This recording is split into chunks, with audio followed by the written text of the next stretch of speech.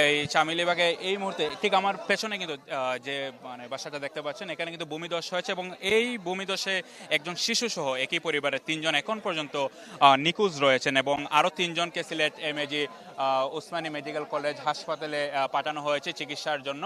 আসলে গত কয়েকদিন ধরে সিলেটে তুমুল বৃষ্টিপাত হচ্ছে, যার কারণে কিন্তু গতকালের বৃষ্টি এবং সকালে প্রচণ্ড পরিমাণে বৃষ্টি শুরু হয় এবং কি বজ্রপাত হয়। তারপরে কিন্তু যে টিলার যে মাটি ছিল, টিলার মাটিগুলো বসত বাড়িতে এসে পড়ে যায়, যার কারণে আসলে যারা এখানে ভিতরে ছিলেন তাৎক্ষণিকভাবে তিনজন বের হতে পারলেও কিন্তু তিনজন তাৎক্ষণিকভাবে বের হতে পারেনি। আমরা দেখেছি সকাল পর্যন্ত তাদেরকে কোনো নোটিশ দিয়েছিলেন যে এরকম টিলার কাছাকাছি না থাকার জন্য? না, এটা হচ্ছে, এটা আসলে এখন থেকে আমরা ভাবা উচিত। আমাদের মেয়র মহোদয় বলেছেন, জেলা প্রশাসক, পরিবেশ অধিদপ্তর সবাইকে বসে মিটিং করে যে এটা যে আমরা ব্যবস্থা নেব, যে ঝুঁকিপূর্ণ যে এলাকায় যে গড় নিয়ে যারা বসবাস করছে তাদেরকে সরানোর জন্য আমরা চেষ্টা করব।